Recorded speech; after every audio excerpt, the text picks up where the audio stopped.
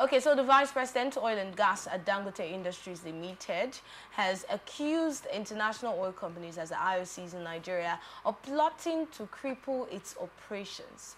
Now, Edwin has said that the IOCs are deliberately frustrating the refinery's efforts to buy local crude by jerking up the high premium price above the market price. And this has forced it to import crude from other countries as far as the United States, with its attendant high cost. Now, Edwin, who disclosed this at a one-day training program for journalists in Lagos, has also blamed the Nigerian Midstream and Downstream Petroleum Regulatory Authority for granting licenses to marketers to import dirty, refined products into the country. It's a shock to find out that crude is being imported by Dangote, according to these stories. Please, let's get your thoughts on this. You see, the crude industry is a conduit pipe for so many big Nigerians. And stopping the business will not be a one-day or one-week arrangement. And I will want to say that it's not very good for us to continue to frustrate investment that is targeted in reducing the costs and the challenges of our PMS. Again, I also want to thank Mr. President for leveraging the opportunity of giving license to private individuals who want to run refineries. I think that was a wonderful one, even though it would take a lot of resources to start up one. So I want to appeal to the mafians who are in that industry to see how they can discourage activities that will not help Nigerians. But again, if Dangote alone is refining, and then they can only buy from Dangote, of course, they will not really enjoy the industry. So they are thinking that instead of us to become a boy or slaves to brother Liko Dangote, we must frustrate this effort until it becomes very beneficiary to all of us. So I think that Dangote is in that industry.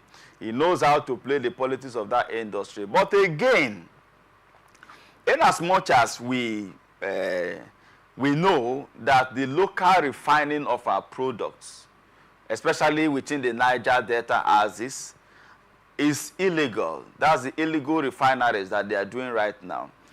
I'm aware that the then former Vice President Osibanjo was trying to encourage the local refinery, licensing them for them to refine, because the product that they are refining locally and illegally, with what we heard. Osibanjo was trying to encourage. Yes, local refinery. Okay, locals. Yes. Getting into the business. Yes, okay. Exactly. But not the illegal refinery, because you have immediately. It's illegal because the law is not backing it yet. So he wanted it to be legitimatized. He wanted it to be legal.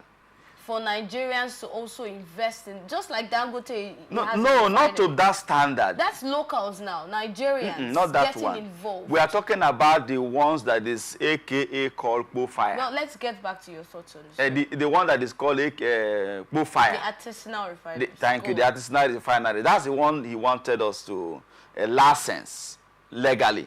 And which I think there's nothing bad about it. If you give them the right environment, these guys are almost giving you up to 80% of what you bring abroad. Because we hear that most of the petrol we buy in most of our filling stations are from such sources. We cannot really say it's correct. But if they are usable and they are wonderful, imagine when government give them the open hands. You may not even need to spend as much as Dangote is investing to open a refinery. And these guys will give us what we want and equally pay revenues now to government.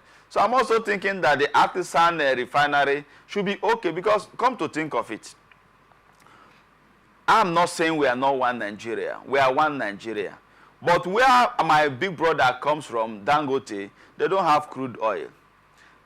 Now, but he has come as a businessman to do it. So, for a Niger Delta man to invest in the crude business, the refining process, having a crude oil, a refinery, it's going to be difficult. So imagine them not being a major player in this industry. Why would you say it's going to be difficult? How many of our brothers really have these resources and the strength to have and own a refinery? We have had recommendations from some Nigerians who have said, what about our state governors coming together, even if it's just 3 state governors coming together and putting together a refinery? That's also a wonderful one. So we should be thinking about things like that instead of encouraging artisanal refinery, don't you think? No. The artisan refinery is less expensive. If government fails, like the way the former president fails, it can be useful to us. Instead of them doing it the way they are doing it, they can give, in fact, state government now can as well also get the license and then see how they organize these local artisans and then begin to generate the refining of this product. But in any case, if state government can go into the business and it will not fail as usual, because we have refineries already that is not really working. So I think to even make it easier, you can say, okay, the Port Harcourt refinery should be owned by and managed by River State, Bayelsa, Akwa Ibom. Let's even have it revamped and working first of all before we start talking about who is owning and managing what. Thank you so much, Ambassador Eke, for joining us today. I have had an amazing time with you, and I cannot wait for that comeback that I promised you.